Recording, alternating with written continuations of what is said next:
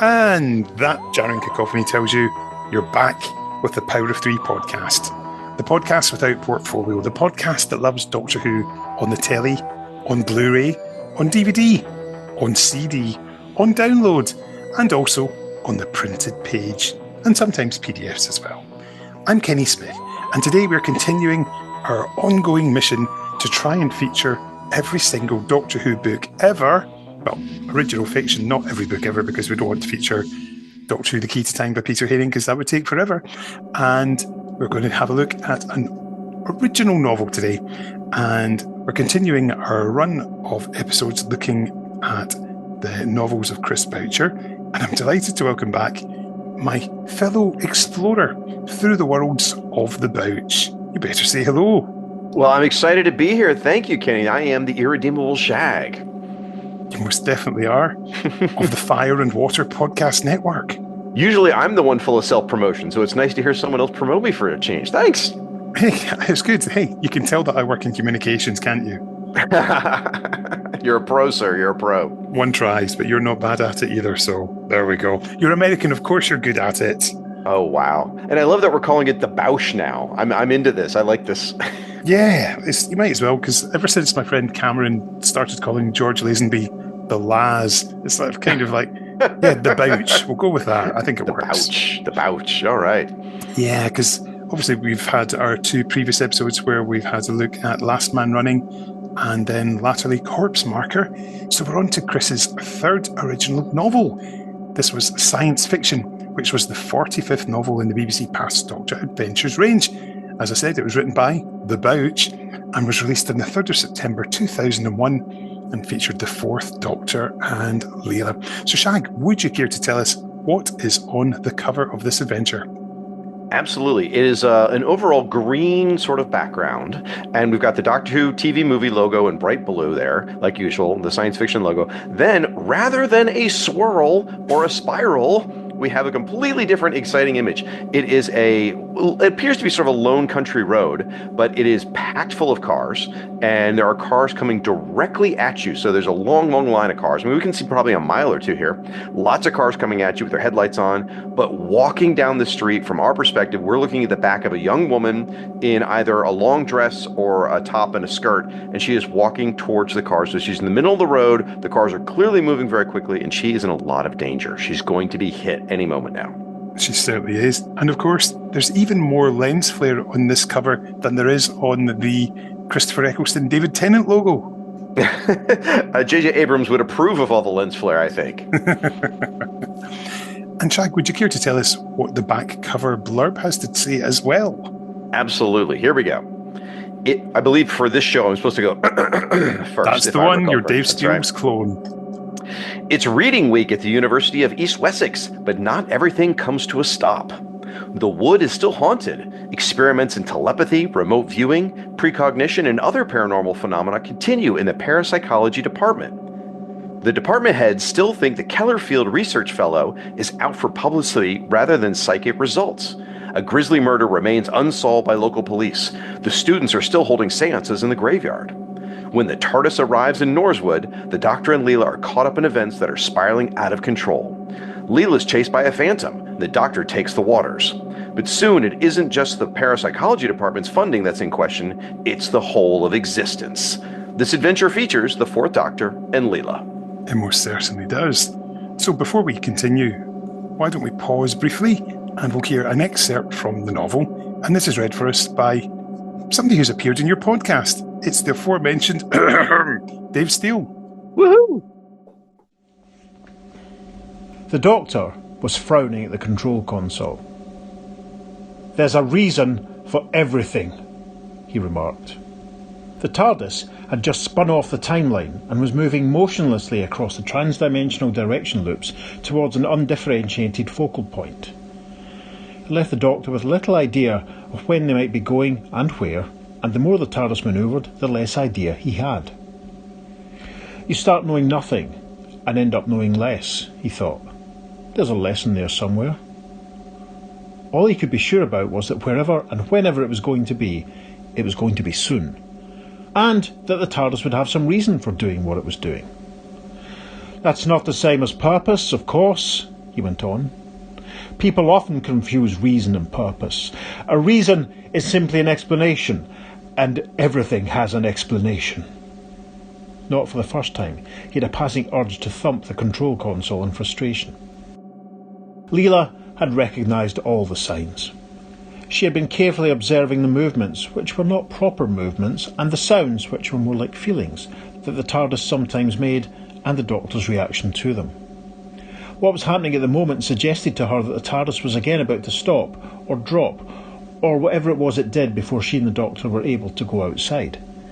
Experience made her equally certain that the Doctor would have no idea what they would be facing when they opened the doors of what she used to think of as the travelling hut. So, what is a purpose? She asked, checking that her knife was securely sheathed and making sure the small travelling pouch she had added to her belt still contained a selection of essentials, among them a sharpening stone, a high-energy food bar, and a comb. Of course, she knew now that the TARDIS was a very large non-travelling hut inside a much smaller travelling box. Everything had an explanation. Time and relative dimensions in space. TARDIS was the explanation of the hut in the box, and one day she would understand it. She was sure. What? Said the Doctor vaguely, not taking his eyes from the console's unhelpful telltales. It was slightly shaming, he was thinking. He had so little actual control. He should have paid more attention. At the very least, he should have got out some manuals at some stage and tinkered a bit more. It wasn't as if he could take the systems back to the manufacturer for an overhaul. If something needed doing, he would have to do it himself. Something did need doing, of course, and it was irritating that he didn't know what it was. Thumping the control console would clearly be stupid. Kicking it was quite appealing too. While he was thinking this, he suddenly became conscious that Leela was watching him intently. She was trying to look casual about it, but there was no disguising her attention. Unconsciously, she had also taken up the first stage of her preparing to fight stance. Her weight was slightly forward on the balls of her feet. Her hand was on the hilt of the large knife he could not persuade her to give up carrying. She obviously sensed that something was about to happen. It was interesting, he thought, how sensitive she was becoming to the way the TARDIS functioned. It was a pity aggression was always her first response to the unknown, but her early conditioning as a warrior had been thorough, and counteracting it would take more time and patience than he presently had. Leela had recognised other unrelated signs. Her growing experience of the Doctor suggested that he was in one of his dark moods, and she was sure that the longer he kept glaring at the controls of the TARDIS, the more irritated and unreasonable he would become. From time to time she had heard him talking to the machine as if it was a friend, and that had been peculiar enough, but offering it personal insults and threatening it was mad, and that looked to be what he was once more about to do. All shamans were mad, she reminded herself. That was the nature of their magic. Or else they were fakes. The Doctor said they were both, mad and fake. He got angry if she suggested he was a shaman. He never saw it as a compliment to his powers, only an insult to his mind and his honesty. She remembered when the tribal shaman had gone truly mad. There was no magic then, there had only been danger for everyone and death for him. But there was an explanation, if you thought about it, and there were ways to lighten the Doctor's mood, if you knew what interested him. If a reason is simply an explanation, she said, what is a purpose? The Doctor said, I've often wondered that myself, and smiled his sudden, dangerous smile. Perhaps there isn't a purpose. Or perhaps when we know all the reasons, we'll know the purpose. Or perhaps that is the purpose, to know all the reasons. I am sorry I asked, Leela said. You are making fun of me. Never, the Doctor said emphatically, but still smiling. I never make fun of you for asking questions, even ones I can't answer. But you do get angry. No, I am patience personified. You should know that by now.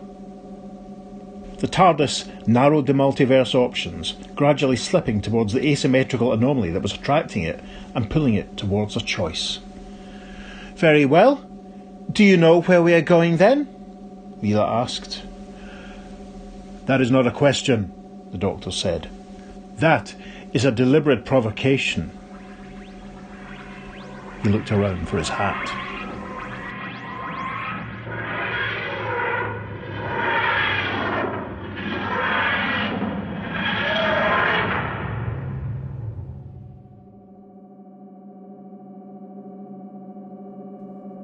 Thank you so much for that, Dave, and he'll be back later with a second reading.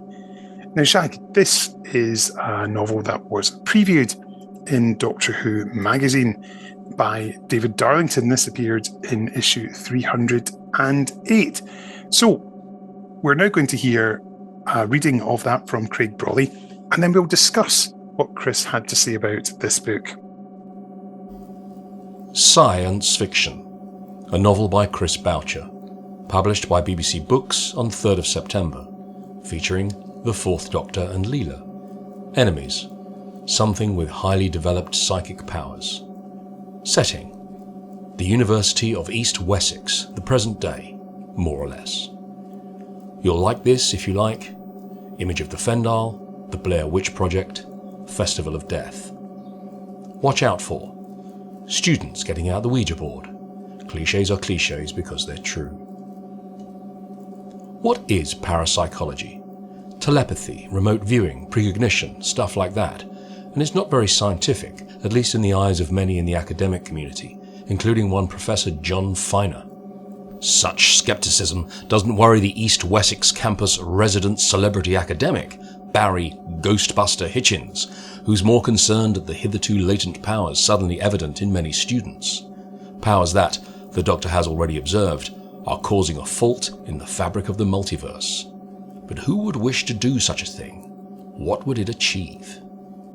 Psi-ence Fiction is the third novel from the pen of Chris Boucher, one-time Doctor Who scriptwriter.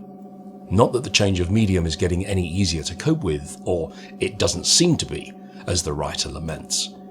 I start each time more or less convinced that I can do it, then sign the contract, and become convinced that I can't. It didn't help that the contracted length for Psi-ence Fiction was 10,000 more. Being a quiet sort of bloke, I was fairly sure that I wouldn't normally speak the number of words I'd undertaken to write in the time I'd undertaken to write them. Actually, I doubted whether I would normally have made that number of separate sounds, and that included snoring and breaking wind. Compared to script writing, prose writing is a much harder way to not quite make a living.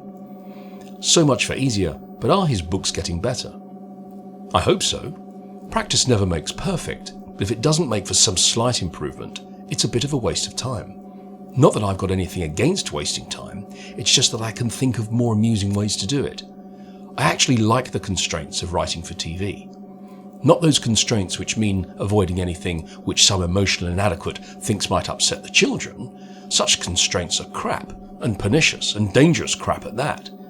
But the actual need to tell a story within production limits and format conventions is easier, I find, than being given a cast of thousands and permission to do whatever I like.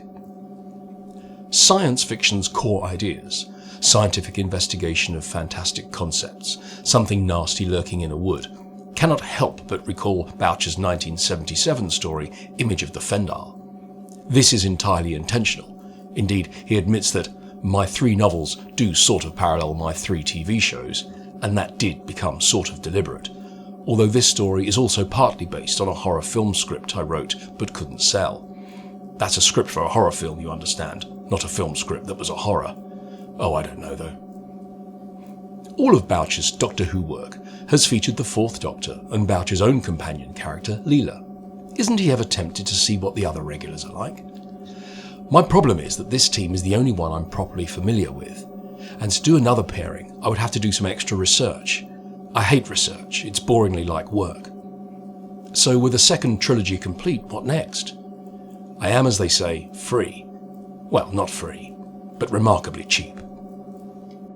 Thank you, Craig. So, it's a very interesting preview because Chris doesn't really say much about the book.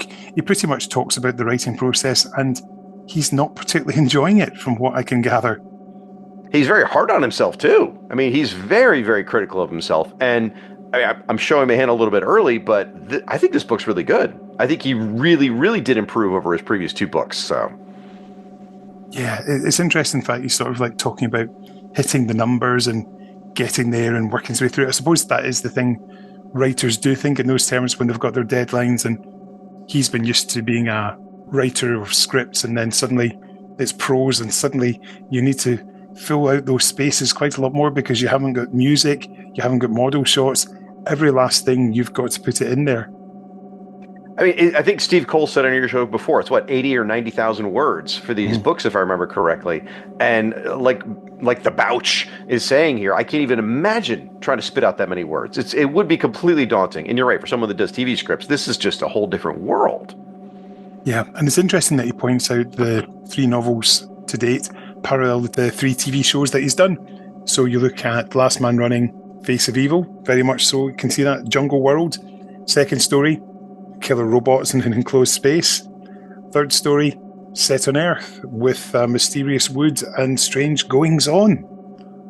You know, I'm embarrassed to say, I totally missed that. When I was reading this book, I didn't once think of Image of Fondal, because early on in the book, I felt like they were showing their hand as far as what the book is based on.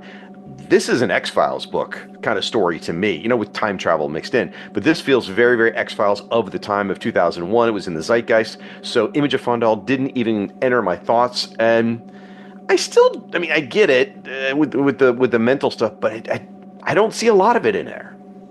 No, there's not a huge amount, but I think it's probably just sort of like the feeling of it with it having the woods where there's something mysterious going on. So I suppose it's that sort of way that he's looking at it. So needs more rock salt and a shotgun to make it Image of Fondal for me. Very much so. So yes, it's an interesting one. So the cover, does that scene happen in the book? Actually, it does. It does. There's a scene where Chloe, who's one of the students, and we'll talk more about her in a bit, where she is being haunted by this voice in her head, and she goes running, and she runs across a highway.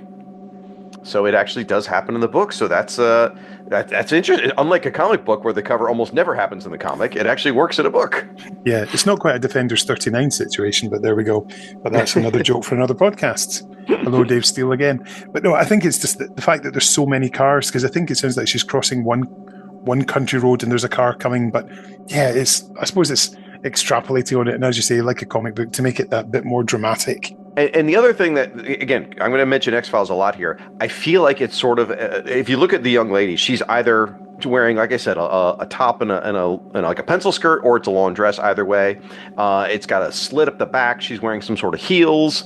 It feels very Scully to me. It looks like we're looking at Scully stuck in the road. It feels very 1990s. I realize this was written in 2001, but X-Files flowed from 90-something all the way into the 2000s. So yeah, I think it's about 93, 94.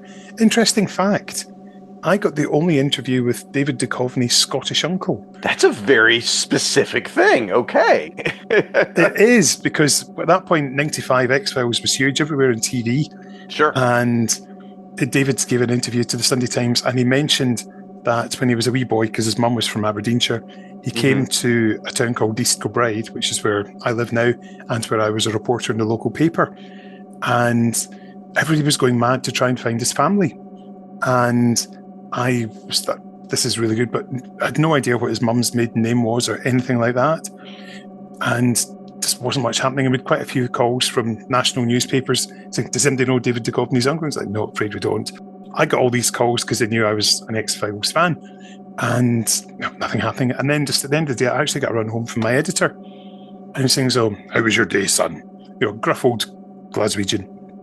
And, quite busy, and just sort of had a lot of calls about the guy who's in the X-Files. I had to explain it to him because he wasn't I just explained because I didn't think he'd know it, and said, oh, yeah. He's in my Rotary Club. So literally, I was like, what? So the next morning, he put me in touch with him, and he agreed to do an interview, and I met him, and lovely Andrew McLaren was his name. And I had this story, and all the papers wanted it.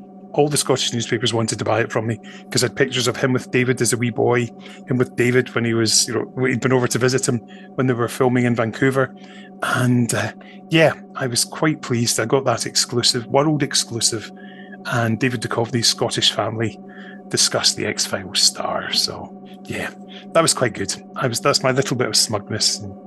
And I got to touch one of David's ties that he gave to Andrew, because that was at my editor's retiral do, and his uncle had come along, and he said, "This tie, I wore it just so you can touch it. You can touch David Duchovny's tie," as a joke, of course. It's not some sort of weird person who likes his tie being touched. Well, you've probably never washed your hands since. Once or twice. It was 31 years ago, but but yes, it was an interesting time. So that's my David Duchovny story. There you go. That kind of killed it. But let's get back to talking Doctor Who mainly. It just makes me think of the song David Duchovny, Why Don't You Love Me? So, I mean, you were probably singing that at the time, I imagine. Well, there's one potentially for later on. Let's start with the title. It kind of gives away what the story's about, doesn't it? There's quite a nice twist in the spelling of science as well. Well, I mean, since everything of a certain type of nerd read is science fiction, it's a fun way to play with it, absolutely. And the sci part of it, I love that aspect because so much to me of especially the Boucher era, or the Bouch era of shows, like, dealt with psi powers, right? Like we mentioned Image of Fondel already, right? In Blake 7, Callie was always with the psychic powers. Then if you extend beyond his work, Doctor Who's dealt with psychic powers numerous times, the Mentats and things like that. Tomorrow People was a big thing. So the psi power stuff is always felt like tied into that era of Tom Baker, the 1970s. It feels very appropriate that the Bouch is going to tackle a topic like that. Yeah. So it starts in a university, and there's chants, and there's something strange going on, something called with "Come to us now, come to us, come to us, come to us," and it has that sort of, it does have that sort of pagan kind of worship feel to it, and summoning spirits and things like that, which not your normal start to a Doctor Who novel, unless of course it's K9 and Company. Yeah. Well, you've got the Ouija board as well, and it's students, and I love in sort of the style of that time. The Doctor and Leela don't show up for a while, right? It's all the students for a while in the creepy woods, setting up what's going to happen. So I love that sort of setting, and again, it makes, even though it takes place in 2001, it still reminds me of those 70s, the love, the passion for what was going on in the out in the country, and what were those cults doing with their druids and whatever. It's very Ghostbusters as well.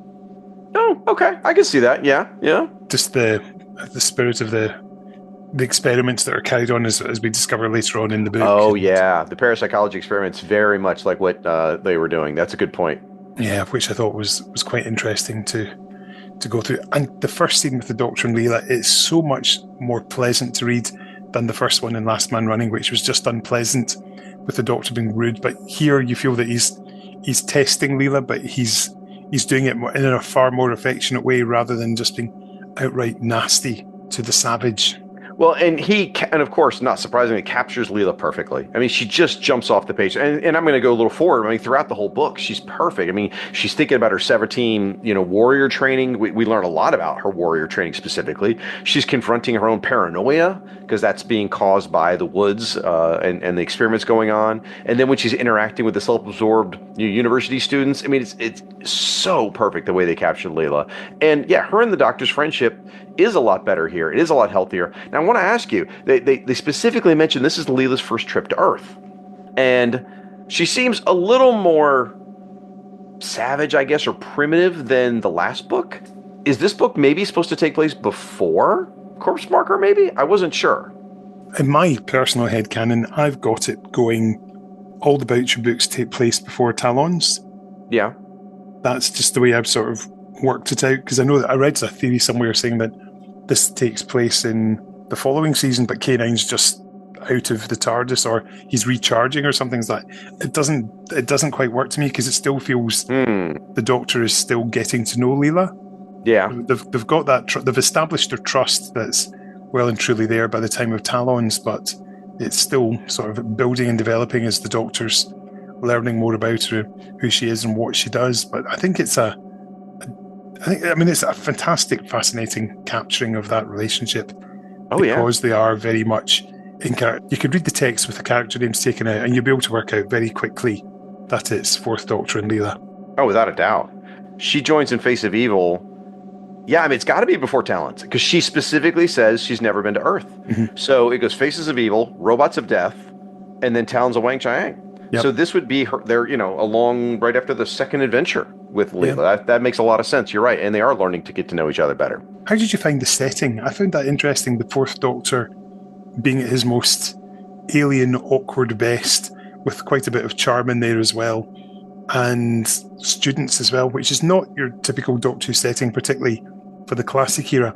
I enjoyed it. I thought it was quite an interesting contrast, particularly some of the students, and I think there's some comments we'll come to later on regarding how they found some of the students, but it was interesting to have an older writer writing for the kids.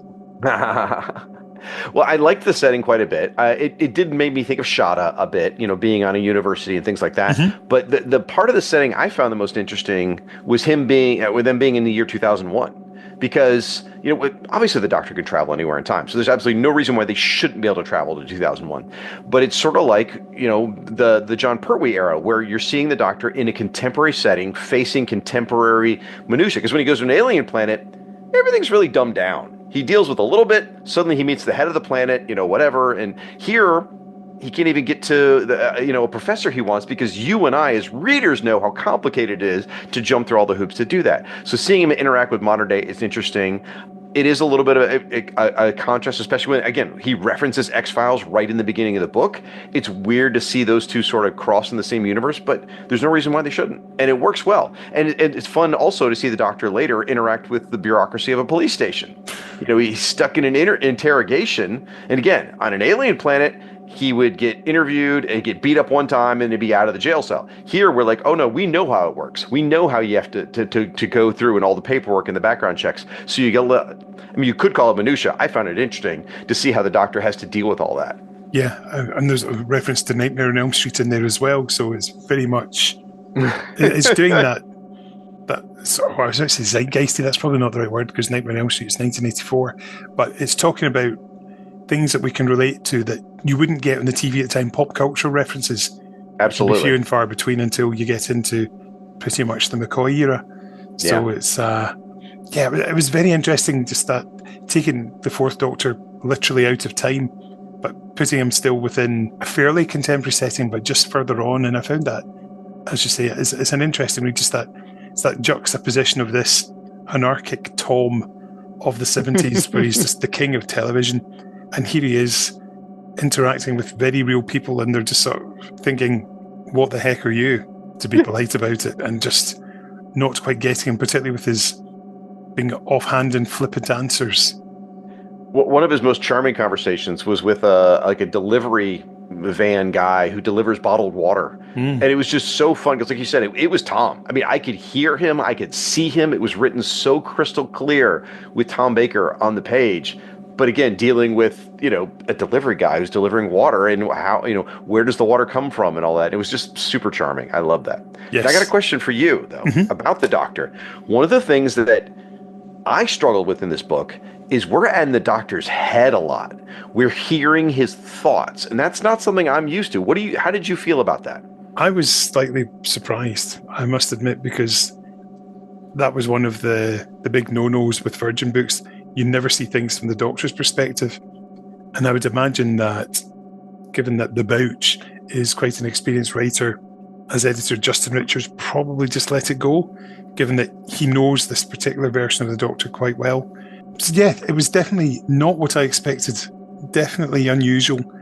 And, getting his perspective and thought process, because I think that has always been one of the strengths of the books, is that the Doctor is the great unknowable, and it makes him more distant and alien, because we don't understand, because obviously his brain will be firing at 1,000 times the speed of ours and have 20,000 thoughts at once and analysing things. So it was quite interesting just sort of to get that perspective. And that's a very good point. It's different. It's different in that sense, because I don't remember it in the first couple of books. No. As prominently as it is here. There might have been one or two moments, but here it happens a lot, particularly when he's dealing with the people at the university, and as you say, after he's been arrested by the comedy cop duo. and I guess I probably, and I can't think of one, but I probably read books like you mentioned there previously where we've been privy to the Doctor's thoughts, but most of that would have been him dealing with a situation or considering a plan or maybe something he's up against. This one, we're actually dealing with his emotions. We're actually hearing about how he feels, and it goes deeper into his psyche in that sort of range. And I didn't really like that. And the Doctor's even aware he's acting right now. I know why the Bouch is doing it is because there's paranoia in the community, and they wanted to show us how it's affecting the Doctor. So we start to hear his paranoid thoughts. So it makes sense from a writing perspective. But yeah, it didn't sit right with me. Talking of characters and saying their heads, we get to meet a variety of students in here. The gang who are using the Ouija board and the likes. And they're very interestingly written. Particularly as there's some of the laddish comments with the, oh, I look forward to seeing you get naked, go into the tank. Whoa, kind of. Mm-hmm. Again, it's very much of the era when in the UK at this point, sort of, the late 90s, early 2000s, there was a phenomenon called the lads mag culture, where we had magazines like Zoo and Nuts, which were sort of like down market versions of FHM, where it was all about, here's the girls wearing very skimpy outfits and, asking them risque questions. It was very laddish. It was very all about the boys and their beer and, the girls going out with their beer and, talking music, cars, sports, all this kind of stuff. And it's very much a man-centric magazine and almost quite 70s and sort of that kind of, whoa, we're the boys attitude again. So it's quite interesting because that, to me, feels like a very accurate reflection of it. The way that the Bouch has written them is very much the boys are, you could tell they'd read Zoo and Nuts and FHM and have those lovely Gillian Anderson pictures that they printed in 1995. Not that actually, I do still have my copy somewhere. So, yeah. No, I absolutely noticed that as well. I mean, I was thinking of it. I hadn't thought about the sort as you described the lad culture, because that was kind of going on over here too. Mm-hmm. I was thinking of it more as like nasty sexism or some toxic masculinity sort of things in there, and some uncomfortable choices of words. I mean, there's even I'm not going to say the word on your show here, but there's the B word is used quite a bit. Yes, as the entity is haunting Chloe, and it was uncomfortable. But I guess one of the things the Bouch was trying to show was those that were acting in that manner, they got their comeuppance by the end. So he was trying to show that the lad culture existed, but that those people paid the price for it. Yes. Definitely. Yeah. And the other main character we get is Ghostbuster Bazzer Hitchens. As Leela refers to him, Dr. Bazzer Ghostbuster Hitchens. He was interesting. I couldn't quite picture who I'd have playing him, but he had that sort of, a good strong guest star part. Is the man who's trying to do his best to work in telepathy experiments and the likes and prove psychology or parapsychology is there. Yeah. He likes his TV appearances, and again, I could see him sort of in the UK at this point we had a guy who was on television being a psychic medium called Derek Acora, who was a Scouse fella, and every time he became possessed by a ghost, the ghosts also spoke with a Scouse accent. I don't want to say in any way suspect, but he's no longer here. Of course, Derek Acora appeared in Army of Ghosts. You'd have seen him in that. Oh, geez. Okay. He's the psychic medium who appears there, and he's that very media savvy. The fact he enjoys his media experiment, his media coverage, and while he's carrying out these experiments at the university.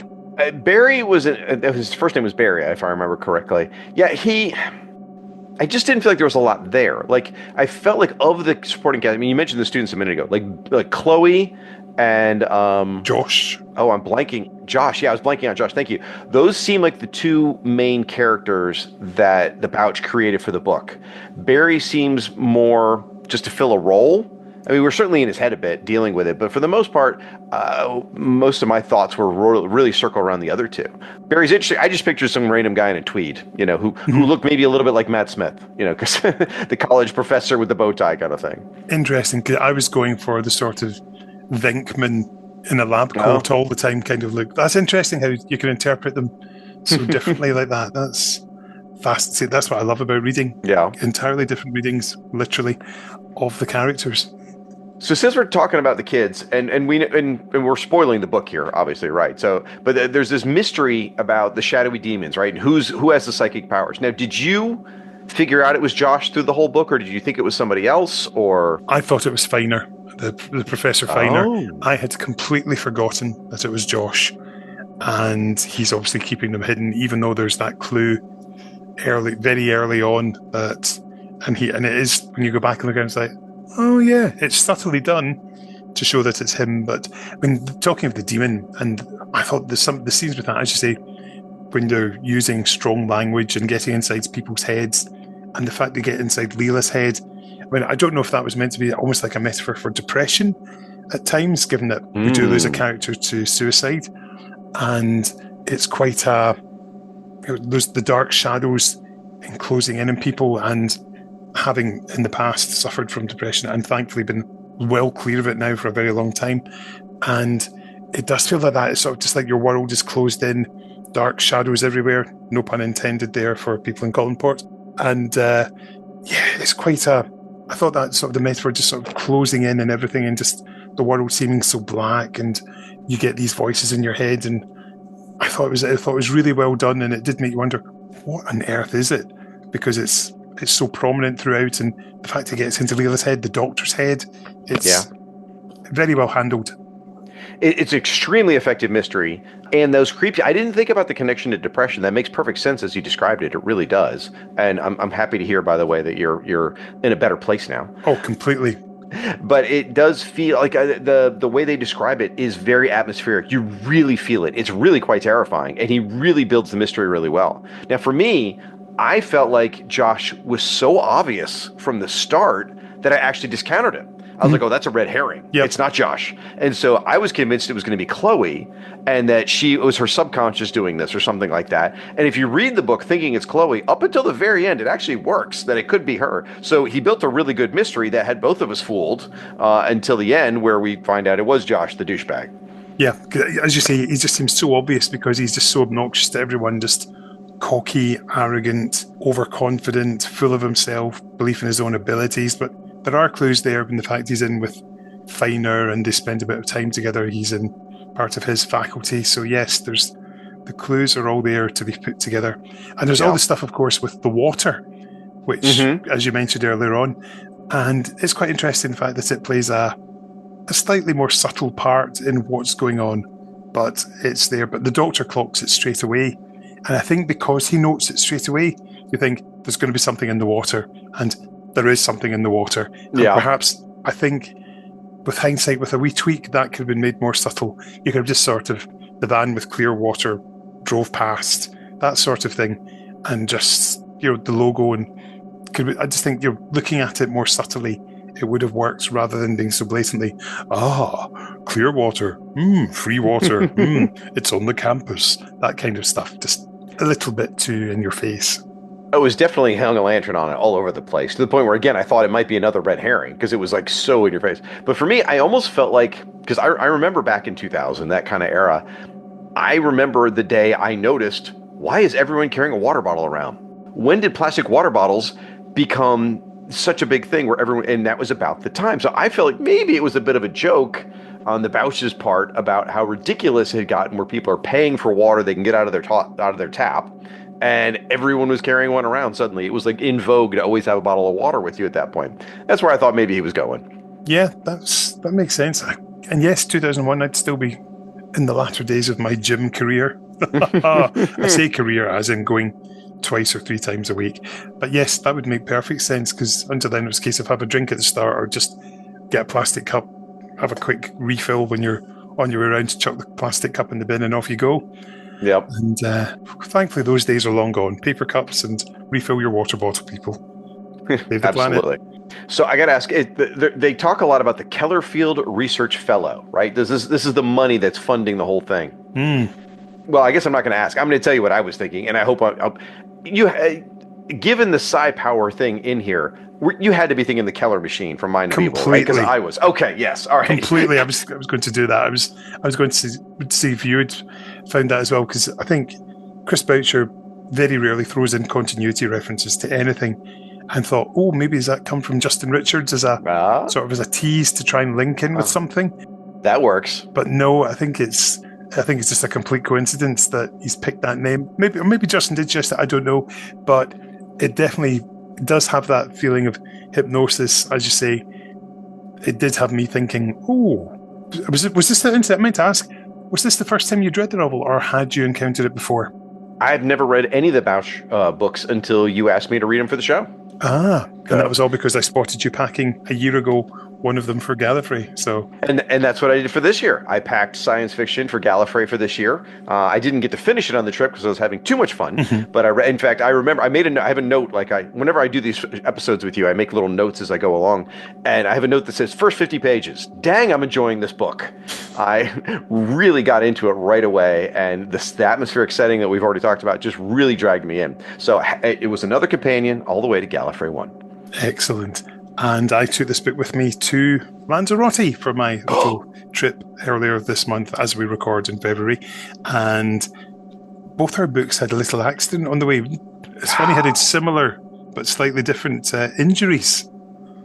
And it's so sad because here we are. We've kept these books pristine for 25 years, right? 25 years. And we're such nerdy collectors. Like, well, of course, my copy is in perfect condition and I don't bend the spine and all that. I mean, yeah, that's who we are. And mine went into my backpack and ended up with a crinkled corner. And it doesn't matter because I'm never selling this collection. My wife's going to have to, give these to Goodwill when I die or something, or whatever, because who's going to want 600 Doctor Who books when I die? Make sure she knows the dying day's worth a few quid. There we go. That and Lung Barrow. That and Human Nature. But either way, I'm so bothered that it's got a crease in the cover. And you have one as well now? Yes, because I was reading at one point and somebody came along to see if we'd like some drinks, and I accidentally sort of folded the cover forward with my thumb, sort of because I was moving it out the way, and just accidentally put a tiny wee crease. It runs from just around the circle of where the lens flare is on the car on the right hand side light in the car, and it goes up for about 7 centimeters and it's sort of in a little gentle arc, and it's like, no. You can see there the line that I'm tracing there. So yeah, and for the YouTube viewers at home, absolutely. I figured you accidentally bent the cover when you got distracted, because you're in Lanzarote, so in theory there's girls jumping off boats in bikinis all over the place there, right? Absolutely, holding suspiciously shaped objects in their hands as they try to work out what they're going to do with them and make a few quid. So, exactly. Anyway, how did you find it then overall of the 3 books that we've read? I actually feel like this is probably the Bouch's best written and most engaging book. With Last Man Running, it was sometimes a bit of a challenge to imagine that was the Fourth Doctor and Leela era. I mean, the book's engaging, but it didn't necessarily feel like their era. Then Corpse Marker was very entertaining, but it was so beholden to the TV episode that he'd written, right? Robots of Death. Whereas this was all original. It was completely engrossing. Got to know the characters. There was a mystery to be solved. I enjoyed this one quite a bit. What about you? Of the 3, I think Corpse Marker is probably the one that I enjoyed the most because it's Robots of Death World. However, this one is, as you say, is by far the best written. You can tell that he's gaining confidence as a prose writer, and it feels more fluid and natural, whereas the dialogue also feels a lot more naturalistic as well, and the descriptions, there's more colour to it. It just feels like the work of a more confident professional novelist. Yeah. And I make sure I clarify that's novelist rather than writer, because obviously Chris was a very professional writer. And it was entertaining. I like the way it's structured. It does keep you going to the end. And also it was like 30 pages to go and we're still not getting anywhere near quite resolving it. And yeah, I thought it was well written. I thought it was engrossing, it was engaging, and I read like 75 pages and then pretty much did the rest of it on the plane and didn't stop until I accidentally folded it. And I think it's a decent read, and of his 3 so far, this is definitely the best written, and it's also probably the most pacey. I think it moves along at a good speed. I think that Corpse Marker, had perhaps some pacing issues at times, but this one very much so properly resolved. And unlike Corpse Marker, it actually has time to resolve the ending and build up to it rather than being like, oh, it's over. Yeah. Well, all right. So that's actually my only criticism of the book is the ending. Like, It did give time for it. You're correct about that. But I felt it was a little hard to follow. And maybe it got a little too psi-powery, as maybe it was. Because, the Doctor's trapped and he's in these what they call pulse tunnels and hoops and all these things. And he's losing his sense of self, which I understand. And on TV, there'd be all kinds of swirling lights and stretching and all this stuff, right? But it was a little hard to follow. And then in the end, the TARDIS saves the day, but I'm still not entirely sure how. Mm-hmm. So that was a little difficult. But then I like the resolution at the end, or right after that, it's become a paradox and everything's been undone, right? And nobody died other than Finer's daughter, which kicks the whole thing off. So, and the Doctor and Leela are going to forget. That felt like a very Tom Baker ending to me. We're like, oh, it never happened, and we're not even going to remember ourselves. So that felt like I could see Tom Baker delivering that to Leela, and then them stepping out the TARDIS doors and having no memory of it. So I like that. So the build up to the ending and then the very ending, different situation for me. Yeah, I'd agree with that. I think that it does. I did read it. I think I went back and looked over it again. Yes, it is complex, and it did seem a bit strange that the TARDIS was the one coming to the rescue. But again, it's something that hadn't been done in TV. You actually have the TARDIS as a sort of character. Yeah. And long before Idris, of course. But yeah, I think it's an entertaining resolution. Different. Again, complex, as you say, but we got there in the end, and I didn't feel cheated by it. That's the thing, because sometimes with paradox stories, think, really? And this, I didn't feel cheated, which I think is a good sign. No, I'm completely with you. And even though I lobbed that criticism, it's just one minor quibble. I mean, the book overall was fantastic. I really loved it. Like you said, I didn't feel let down by that quibble. So no, it was a great read. By the way, before we move on to the reviews, I gotta share, because I have no other place to share this in the discussion other than right here. Mm-hmm. There is a quote in this book that I'm going to write down and keep for the rest of my life. It's the Doctor talking to somebody. He says, "If funding and good sense were synonymous, mass religious movements would be rational by definition." Because they're talking about the funding of that for the project, and that's a great line. That is superb. If only it could be applied to many other people. Yes. And I'll leave that thought hanging there. But no, great. Thank you. Really enjoyed the book, and knowing that there is a fourth one out there with Match of the Day, I'm looking forward to that. But we will discuss that a little later. So, let's have a brief pause and get our breath back, and we'll let that fella Dave Steele come back in with a second reading. Leela could not hide her relief when the Doctor stuck his head round the door of the laboratory and smiled his most dazzling smile. "Doctor, where have you been?" she almost shouted. "I've been waiting for you." She gestured towards the control and monitoring suite where Barry Hitchens was checking video timecodes. "Dr. Ghostbuster Baza Hitchens has been waiting for you too." "I'm sorry I'm late," the Doctor said cheerfully. "May I come in?" Barry came out of the suite and called. "Oh, please, come in, Doctor." The Doctor stepped inside and closed the door. Directly in front of him, and occupying most of the available space, was the partially dismantled sensory deprivation tank. The floor of the lab was still damp from the resultant leaks and spillages. "Did I miss something unexpected?" he asked. Barry hurried to him and offered his hand. "I'm Barry Hitchens. Your assistant Leela insists on calling me Dr. Ghostbuster Baza Hitchens. She tells me it's my fighting name, and she uses it in full as a matter of respect." He lowered his voice to just above a whisper. "I gather she's from the Balkans." It's a bit further away than that," the Doctor said. "Her English is really excellent," Barry said. "Very precise." The Doctor nodded vaguely. "It comes partly from learning by machine." He stepped carefully toward the debris. "What happened here?" "Doctor," Leela said, "I must tell you what happened in the wood where we left the TARDIS." The Doctor patted her arm absently. "Let me talk to Dr. Hitchens first. This is important." He took off his hat and stuffed it into his coat pocket. "You were saying, Dr. Hitchens?" Barry said. "I'm not entirely sure, but I think your assistant may have arrived just in time to avert a major accident." "Really?" the Doctor said. "I've always quite liked the idea there is no such thing as an accident." He bent down and rubbed a finger along the edge of a separated insulation panel. "There are many times," Leela said, "when the Doctor says things like that." She frowned at his back. "Things he will not explain to me." Leela's background was very practical. the doctor said, rubbing a smear of red insulation gel between his thumb and forefinger. Leela said, "To me it is obvious. If an accident is something unexpected, and nothing can be truly unexpected, then..." He looked at Leela and smiled encouragingly.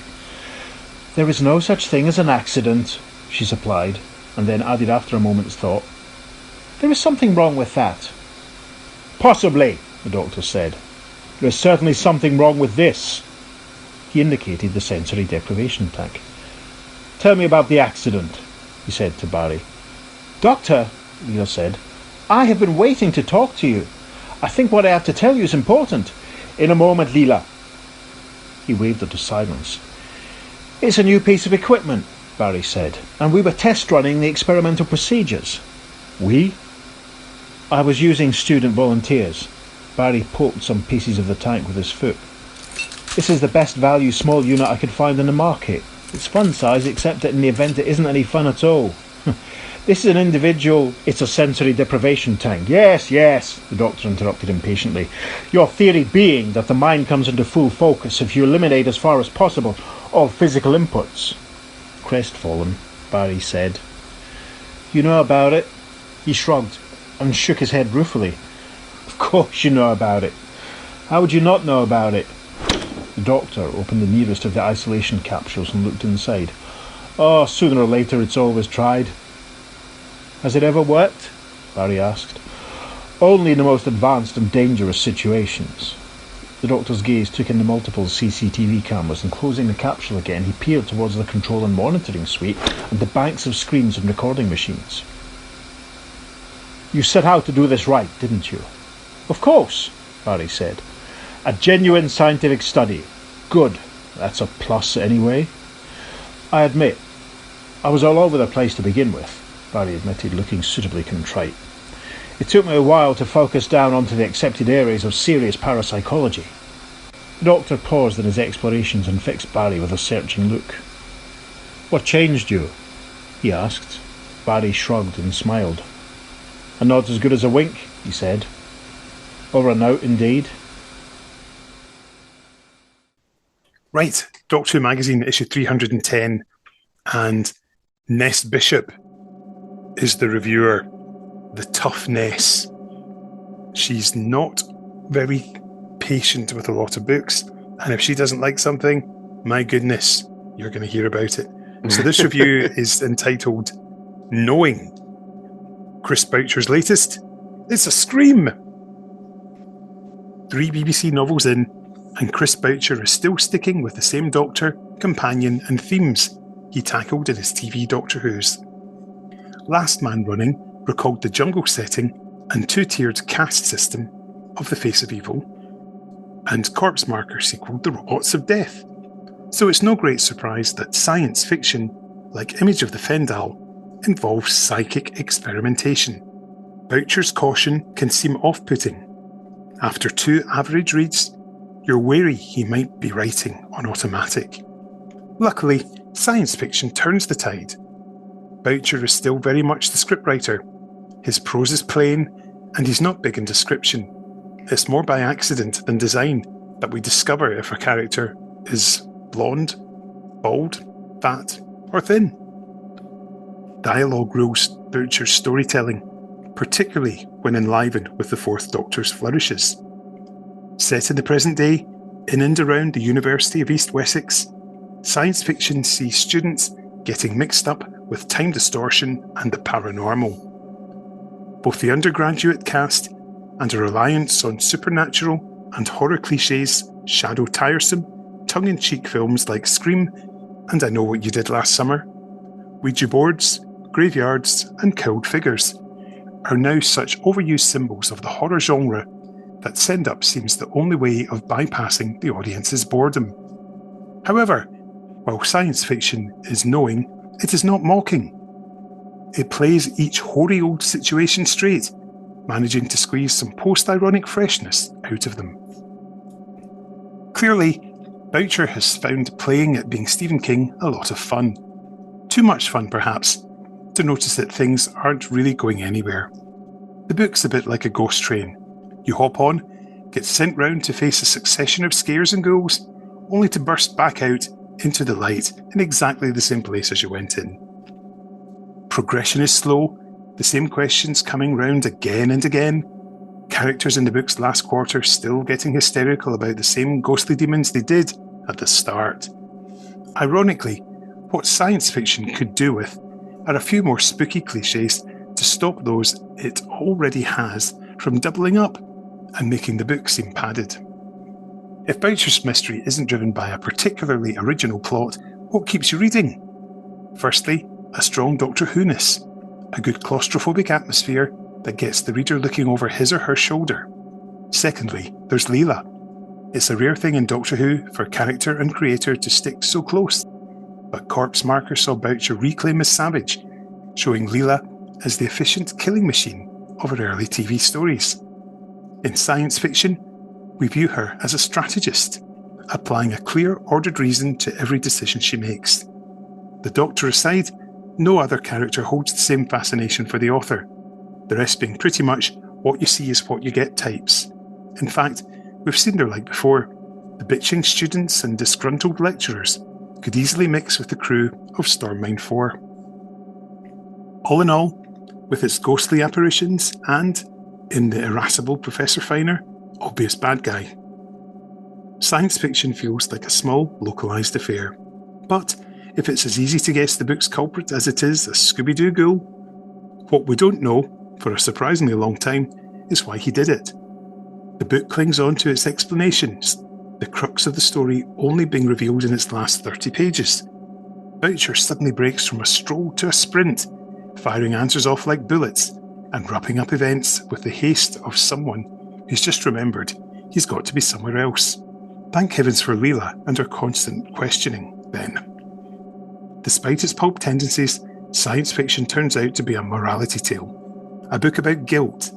It has the cynical streak of all Boucher's Doctor Who work, doubt about the paranormal joining his TV story views on religion, class and cultism, but never does he sledgehammer his opinions into the plot. A few problems with pace and repetition aside, I'm left wanting to applaud science fiction for its unsettling mood rather than to berate it for any lack of ambition. Harsh but fair, I think, from Ness. I think it's pretty much agreeing with a lot of what we've said. Yeah, I mean, at first she was very complimentary, then she was very critical, and then by the end, it sounds like she had a good amount of patience. I was trying to make a patience and Ness joke, but it wasn't coming together. Well, I tried. You did. It made me laugh. So that's not a bad thing.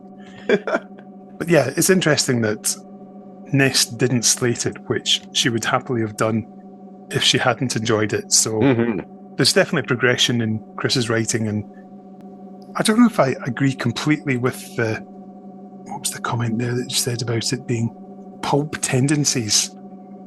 I don't know if I'd quite agree with it being called as a pulp novel, given that there is a bit more to it than that. And as you say, it taps into X-Files of the time and that paranoia and, the thoughts about self and what's that in your head. So yeah, I think maybe a bit harsh there, but other than that, I think it's a very fair review.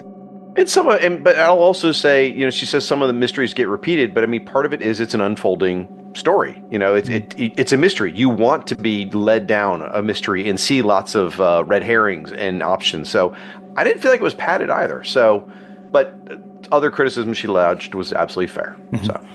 So Shag, let's see another contemporary review of this one. I believe that you have one there for us from the volumes of I Who.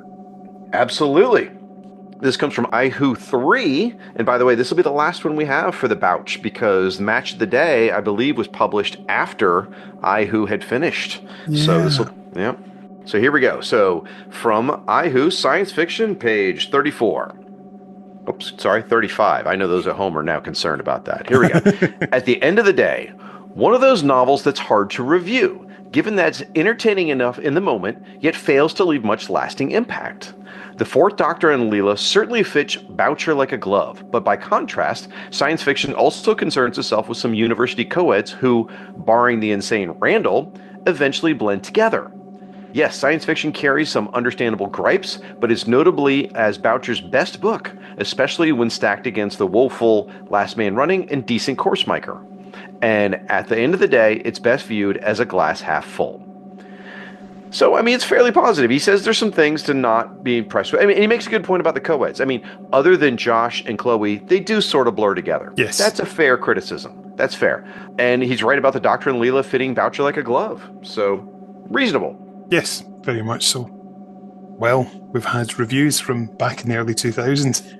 Let's move bang up to date, and see what's being said in Goodreads, where this novel has a rating of 3.17. That's not fair. It should be, I mean, and I realize Doctor Who books rate lower than a lot of other books, but 3.17 absolutely should be higher than that. Yeah, agreed.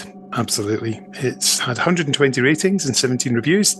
5 stars 12%, 4 stars 21%, 3 stars 41%, 2 stars 18%, 1 star 5%. So interesting that they fairly seem to be centered around the 3 star, with the 41% where the vast majority are. So, Shag, would you care to give us a 5-star review? Absolutely. This one's from Danny Welch. Chris Boucher has done it again. Another brilliant classic. I really find his work to be underrated, and he's a really good science fiction writer who brought us the fantastic Leela. Science fiction is a brilliant but underrated story with parapsychology, very likable characters, and plenty of horror. It has some very interesting ideas and an ending that ties everything up really well. 9.5 out of 10. Wow. Thanks, Danny. Yeah, good stuff. Danny liked that one. Have you got another positive review there for us as well? I think you've got a 4-star review. I do. This one's a little longer, so strap in, folks. This one comes from Jacob Licklider. Chris Boucher's previous 2 Doctor Who novels for BBC Books, Last Man Running and Corpse Marker, left me wanting more from the author. In terms of his television work, all 3 of his serials are enjoyable. The Robots of Death perhaps being the best, while Image of Fandal is an underrated gem, but his prose to this point has been lacking. Science fiction is the 3rd of 4 novels Boucher would write, and the 3 I've read, it's by far the most cohesive and interesting. While like Corpse Marker before it, there are cues taken from his previous work, here the homages are Image of Fandal are limited to the general atmosphere and surrounding plot. Man, everybody saw this Image of Fandal thing except for me. That's Shag commentary, folks. I just was clueless. I was too focused on the X-Files. Here we go. Back at it there for Jacob. Boucher has essentially mastered his previous lackluster character work to populate science fiction with a cast that jumps right off the page. Many of the students, especially while not entirely fleshed out in terms of backstory, are given their own personalities and are written like young adults, stubborn, standoffish, and especially stupid. Those in the parapsychology department perform their own experiments, including playing with a Ouija board, meaning that because this novel slowly shapes up to being a horror story, something is released. Joan Cox and Chloe Pennick become the obvious victims of this entity throughout the novel. Interestingly, much of Boucher's prose going back and forth on if this entity is real or just the stressed mind of the students. This creates this uncertainty and unreliability in the narrator, as while in third person, because of the format of the novel, the reader is focusing on the students' perspectives. While the Doctor and Leela weave in and out of the narrative, this does not mean that they have no role to play. The Doctor of science fiction is much more enigmatic figure overall, making perfectly matching the character as seen in The Face of Evil and Image of Fandal. There is this sense of darkness over the Doctor here, although he has a less of a focus than Leela. He hates having to deal with authority and bureaucracy, but becomes intrigued when the danger is present. There's also the mask of eccentricity placed in the academia, which is almost perfect for the Doctor. Leela, on the other hand, has quite a bit from her direct perspective, which allows a genuinely interesting look at her skepticism. This skepticism is, of course, through the lens of a warrior, but at points in her travel, she has come to realize that while there is more to the universe than she dreamt of, there are still the impossibilities becoming possible in the oddest of places like present-day England. There are interesting reflections on her tribalism as well, as she perceives the entity and the psychic goings-on as mainly the Tesh, while still keeping herself as Sabatine. Overall, science fiction was genuinely a nice surprise from an author who I had not been working well with. Some of it borders on simple and is certainly not perfect, but Boucher has finally mastered pacing and given readers a nice little horror story that shifts into a classic science fiction plot by the very end. Oh, well done, Shag. That was a long one. You did well there. Tell you what, I'll give you about 40 seconds off and I will read a 3-star review, shall I? Go for it. This is from Daniel Kukwa, who we regularly read out the reviews from, and he gave this, as I said, 3 stars. A novel of thirds. 1/3 covers the Fourth Doctor and Leela. In the hands of her creator, Leela shines from start to finish. Meanwhile, The Doctor comes off just as magnificently in prose as he would on screen. The next third covers the cast of students and professors, a set of characters that have their charms, but their mutual bitchiness simply goes on for far too long, to the point where it seems to actually inflate the page count. The final third concerns the machinations of the police and university rent-a-cops, a plot strand so uninteresting that it could have been excised from the novel without damaging the rest of the story. The end result is a 3-star rating for a book that splits into 3 variable sections. Do you know what? Cannot disagree with that about the rent-a-cops, because they could be blink and you miss it. They're in the scene with the Doctor in the police station, and that's all you need from them. I mean, truthfully, we spent this entire episode discussing the book and never mentioned the rent. I think we mentioned the rent-a-cops one time. So yeah, you're right. They could be excised from the book completely. That's fair. They're there for some comedy relief. You can tell Chris enjoyed writing them because they do have that silly sort of I know best brother-in-law relationship, and but a bit silly. Okay, we'll continue this downward descent here. Have you got a 2-star for us there? Sadly, I do have a 2-star one from Claire, who says, this started off well, but then descended into nastiness. I think he was aiming for horror, but ended up with a spiteful boy and a profoundly arrogant and unpleasant man. The spooky goings-on played out well, and the setting in modern university was believable. The female characters read much better and were more believable than the male ones. But yet again, we have people on the edge of insanity. Why can't we just have wicked or selfish people? Why do they always have to have a serious mental health issues? Well, Claire, I think the spiteful and arrogant people got their comeuppance, so I think that was kind of the point of that. And mental health issues, I guess that may be a concern, but I like to see what happens in the real world represented in my books.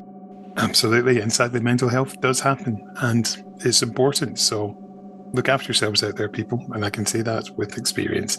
Finally, I've got a 1-star review here from Amy. Good plot, but I couldn't take the constant insulting sexism from the male characters. Thank you, Amy. That lad culture we talked about. Absolutely, it's very much of the period. I don't know if you're around at that point in time, Amy, but that's how blokes tended to act. Quite a lot of them. Not all of us. Some of us were more gentlemanly still, like myself and my good friend Mr. Matthews, but that's a big assumption on me, but okay. That's a big assumption on myself as well, actually. But yeah, do you know, something that's just popped into my head, just with this, the darkness and stuff, a bit of Blair Witch in there. Yes, I didn't see that. I saw one of the Goodreads reviews, or some review I read somewhere where it mentioned Blair Witch. I hadn't thought about that, but there is a little bit of Blair Witch in there. Absolutely.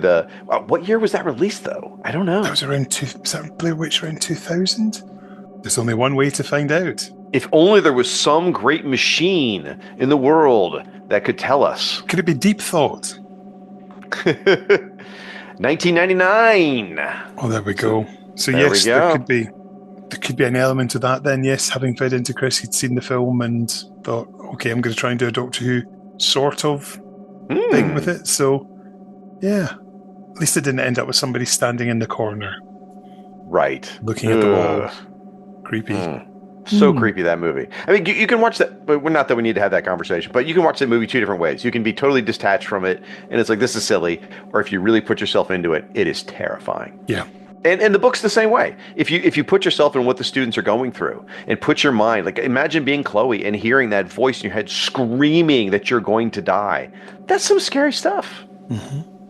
Yes, very much so. I could hear it as a...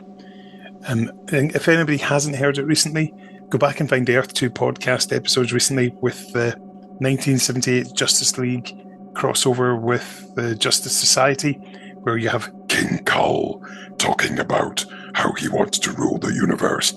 Ha ho ha. Go back and find those episodes and go and listen to them anyway. Keep Dave Steele happy. And while you're listening, you should think about how sexy Alan Scott sounds in that reading. I thought Alan Scott sounded very, very sexy. Dead sexy, I'd say. Yeah, absolutely.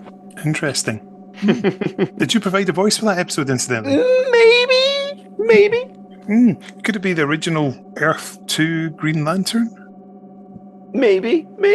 See, I've learned that Alan Scott is the Green Lantern of Earth 2, whereas Earth 1 version is something completely different. That's the one who's Ryan Reynolds plays in the film.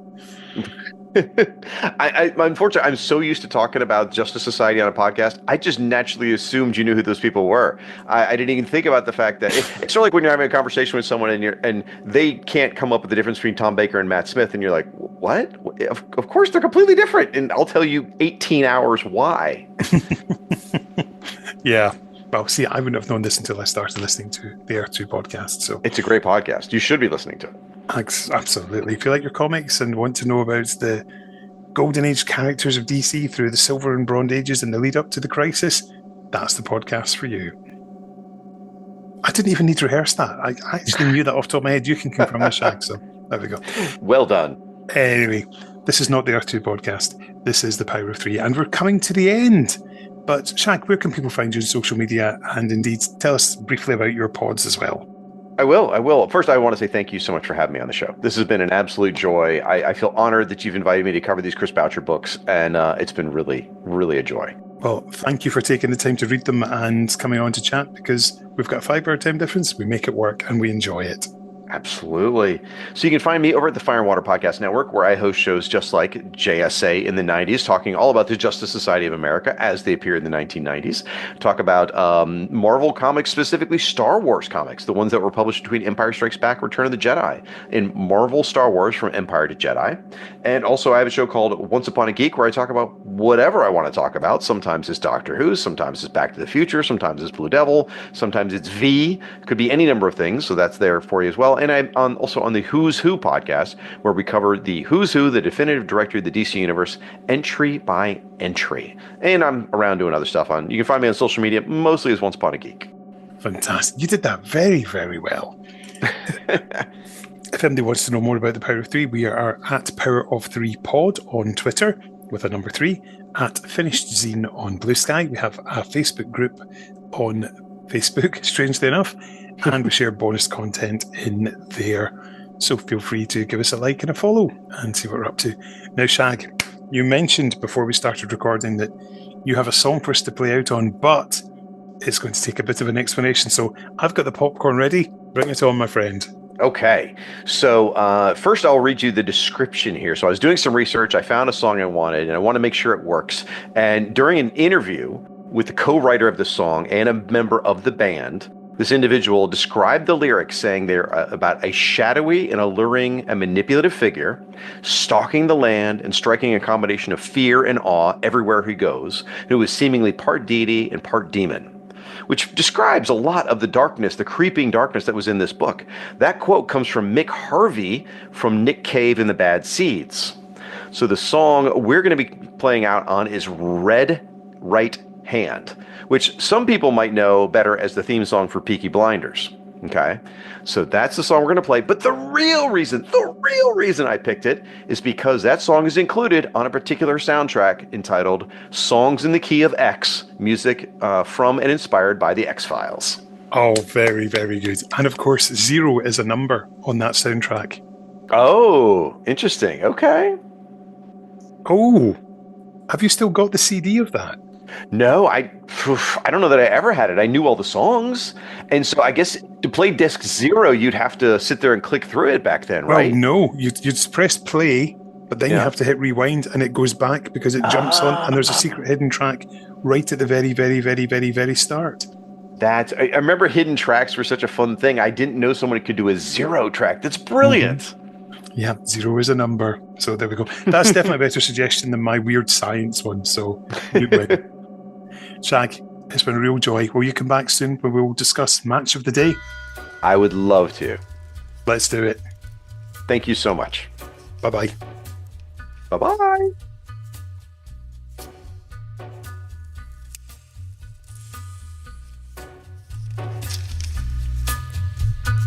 Take a little walk to the edge of town and go across the track where the viaduct looms like a bird of doom as it shifts and cracks, where secrets lie in the border fires and the humming wires. Yeah, man, you know you're never coming back. Across the square, across the bridge, across the mills, past the stacks, on a gathering storm comes a tall, handsome man in a dusty black coat with a red right hand.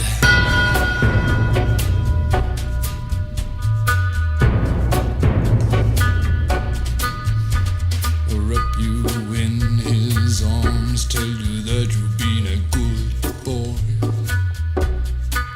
He'll rekindle all the dreams that took you a lifetime to destroy. He'll reach deep into the hole, heal your shrinking soul, but there won't be a single thing that you can do. He's a god, he's a man, he's a ghost, he's a guru. They're whispering his name through this disappearing land.